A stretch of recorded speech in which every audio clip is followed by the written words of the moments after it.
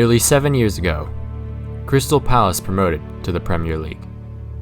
They once saved us from the greatest danger of them all, Liverpool winning the league.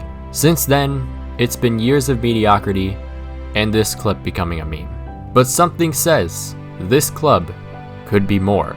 Welcome to the FIFA 20 Crystal Palace Career Mode.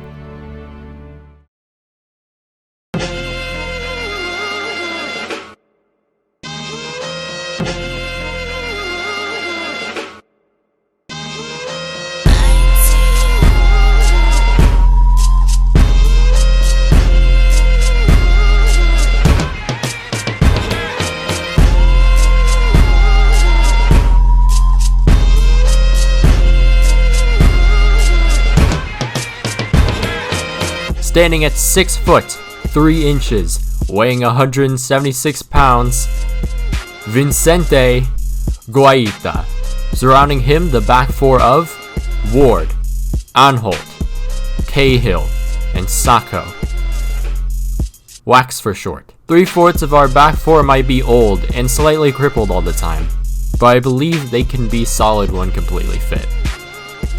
We really need improvement though. Midfield. We have the strength of Cheku Kuyate and the attacking prowess of Max Meyer. With these two different skill sets, a formula of successful midfield play will be hopefully developed. But let's not forget about penalty god himself, Luka Milivojevic. Man has range. I would make Kim Jong-un wish he had the same range for his missiles. Attackers. Jordan Ayew. To be honest, I only know of this man because of the picture he had in FIFA 16.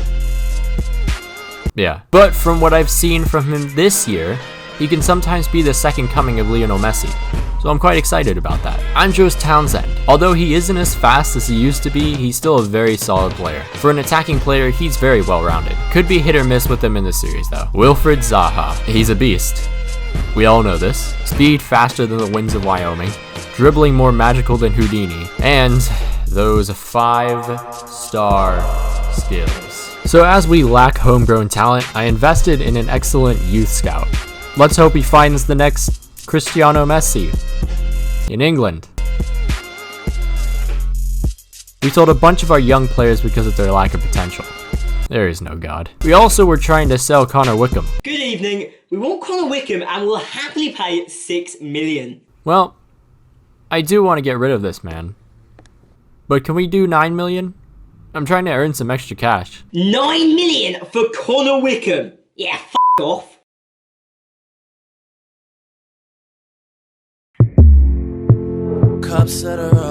So, we have heard that you're wanting rid of Connor Wickham, yes? Oh yes, please. Well, I'll offer 5.4 million. Can we possibly do 8.5 million? We can't do that, but what about 6.4 million? 7.5 million? I see progress. How about 6.7 million? I agree. 7 million. I hope your club gets liquidated. Goodbye. I've been in this club too long. Hi, we would like Connor Wickham and we'll pay 5.4 million. Sorry, 8 million. Sorry, 5.4 million. How about 6.5 million? 6.1 million?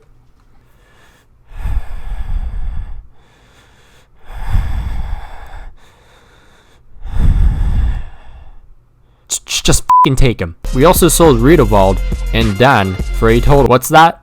Oh, those transfer talks ended too? Cool. Hand me my cyanide pill, please.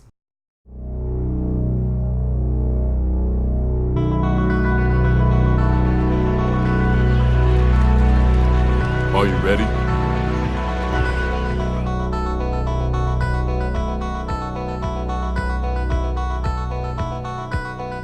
Introducing the shortlist. DeAndre Yedlin. Another career mode series and another American player. DeAndre Yedlin is really nothing but pace, which is basically everything. I believe bringing in Yedlin could mean so much to adding a lot more tempo and playing it out from the back. His blistering pace will be able to make our playstyle a lot more versatile too. 12 million?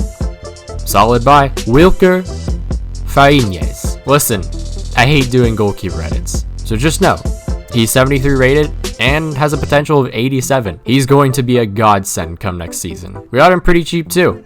15.2 million thanks to that release clause. Well, men, welcome to Selhurst. And so, our first match is against Everton. 3 minutes played, Luca Digne brings it to Tammy Abraham, and yes, Tammy Abraham is now on Everton. Anyways, it goes to Walcott, to Tosun, back to Walcott, takes the shot, and it's saved by Guaita. Our turn now as Yedlin is founded by one of the midfielders, runs right past Keane, but gets it to Ayew, and it's saved by the keeper. 31 minutes played, another chance for Crystal Palace here. Milivojevic brings it to Meyer, who brings it back to Milivojevic, threads it to Kouyaté, who could easily... Yeah, of course not. Into the second half we go here. Ayew brings it to Kouyaté. Kouyaté can't really see anyone, so he brings it back to Ayew. Threads it to Zaha. Beautiful ball. Back to Ayew. And Ayew with that first time shot and the goal.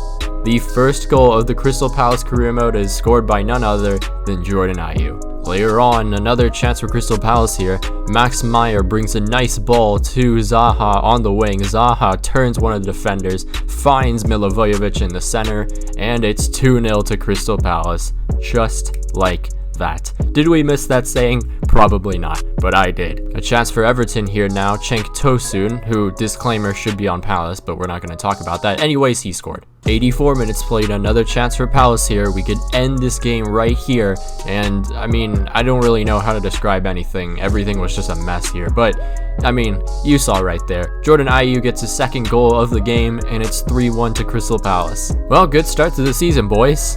Who's next? Delivered into the area here. The opening goal, but on the balance of play, who would have expected this? And so our next match is against Manchester United at Old Trafford. This is going to be a real big test. Manchester United.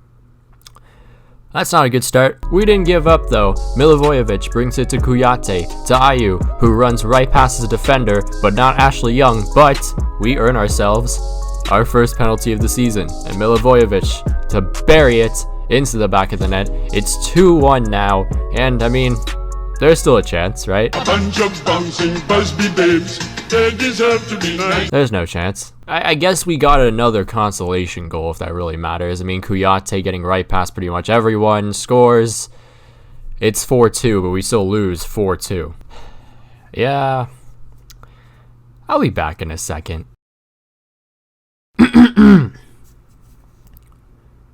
Jules Koundé, 20 years old, 77 rated, 86 potential, and he's French. Our defense right now is absolutely dog shit. With Jules, not only do we get instant improvement right off the bat, but we will also watch as this man burst into a star in pretty much a year or two. You could say he's a Jewel. Oh, just kill me. Cup win against Derby. Next up, Aston Villa. This match was relatively uneventful, but we did have a chance here in the 79th minute here. Max Meyer sees Zaha making that run, threads it right to him, a beautiful pass, and Zaha is just going to curl it right past the keeper, and we get that 1-0 winner. So, we lost against one of the big six. Is it the big five, big six? I don't know at this point. It always changes. Anyways, we face Spurs now, and this is another test that we could possibly prove to ourselves we are definitely a force to be reckoned with. Into the second half, Spurs with the corner here. Son whips it in for Alderweireld, who puts it in the back of the net. It's a nice header, I'll give him that. Oh, but Spurs were not done whatsoever. Harry Kane receiving the ball, brings it to Heung-min Son, threads it to Lo Celso, and somehow, some way, Lo Celso actually did score. Still not salty about that Liverpool match, definitely not. A few moments later, Lo Celso whips it in for Alderweireld, and it's laid off to Sissoko, and Sissoko scores. Now, when Moussa Sissoko can score against your team, you kind of deserve to be relegated. And just to end off this wonderful evening, day, whatever you want to call it, Troy Parrott puts it in the back of the net, and it's a 4-0 loss for us. Now we're back at home and we're facing Wolves. So, disclaimer. Origin decided to delete the files before the Wolves match, so I had to recreate the results and stuff from that match onto basically the last match of this episode. So that means some of the stuff might be a little different in episode 2. You can thank Origin for that. Wow. That was exciting. 2-1 win against Everton in the cup. Now another match at home against Norwich. We've had solid home form lately, so let's hope we can keep it up against Norwich. Nothing really happened until the second half of play. Van Aanholt on the edge of the box leaves the defender for dead, leaves it for Milivojevic on the edge of the box, and that is a blast into the back of the net, and it's a 1-0 just like that, thanks to Luka Milivojevic. Later on in that same half, Camarasa now brings it to Milivojevic. Milivojevic sees Ayew making that run. Ayew just a little far off, brings it back though, takes the shot, and finds the back of the net, and it's 2-0 to Crystal Palace. Just like that. Norwich did get one back though. Bonne on the ball here, crosses it in for Josip Dermic, sees the defense just completely sleeping and takes advantage of it, and it's 2-1. But just to put the dagger in this match, Jordan Ayew finds Jeffrey Schlupp, who somehow isn't offside, brings it to Milivojevic for his second of the day. It's a brace for Luka Milivojevic, and the Crystal Palace fans are just as happy as I am. So with that win against Norwich, hopefully the momentum will carry on in London Stadium against West Ham. 3 minutes into the match, West Ham with the chance here. Lanzini trying to find someone, decides to take it himself and just shoots it right over the crossbar. Moments later now, Jordan Ayew on the ball trying to scout someone out. He finds Max Meyer, who runs towards the edge of the box, turns, finds Jordan Ayew, who's going to get fouled in the box, and yet again, another penalty rewarded for us. And Luka Milivojevic to bury this one.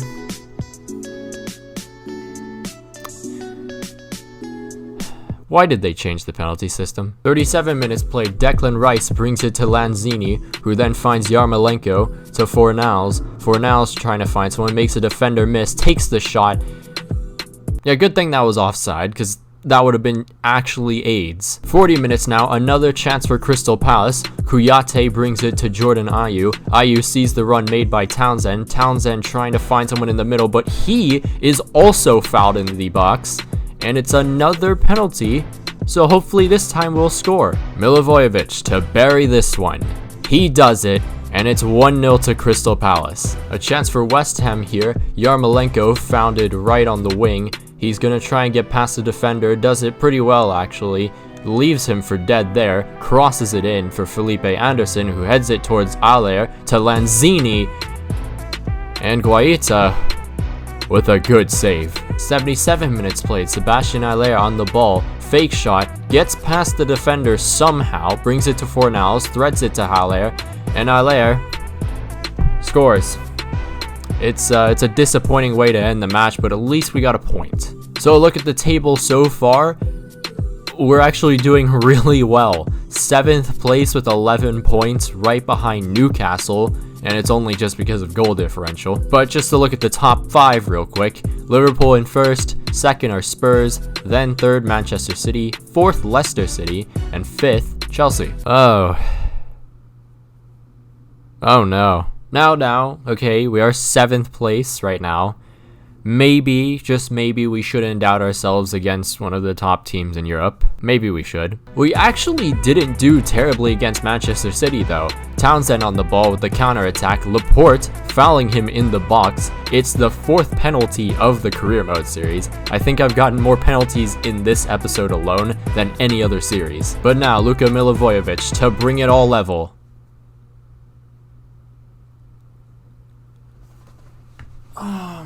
God. Chance for Manchester City now, just moments after that penalty miss. Sterling brings it to Aguero, threading it to De Bruyne, and it's 2-0 to Manchester City. Crystal Palace finally finding another chance through a counter-attack in the 40th minute, and yes, a counter-attack because that's like the only way I can score in this game. Meyer receiving it from Jordan Ayew, shoots it, scores, and just like that, Crystal Palace are right back in this one. But for some reason, some odd reason, I just decided to shoot myself in the foot about a couple times. Exhibit A, Crystal Palace with a chance here. Ayew brings it to Max Meyer. Meyer trying to scout someone out. It's Wilfred Zaha who gets right past his defender. And then for some reason, I just decide, oh yeah, let me just stop right here and try and take the shot. And then Kyle Walker gets right to me. So why did I do that? I don't know. And I mean, this second chance, Exhibit B, may have been more of the game's fault, I don't know, but Zaha with the perfect chance to score, and he shoots it right at the keeper.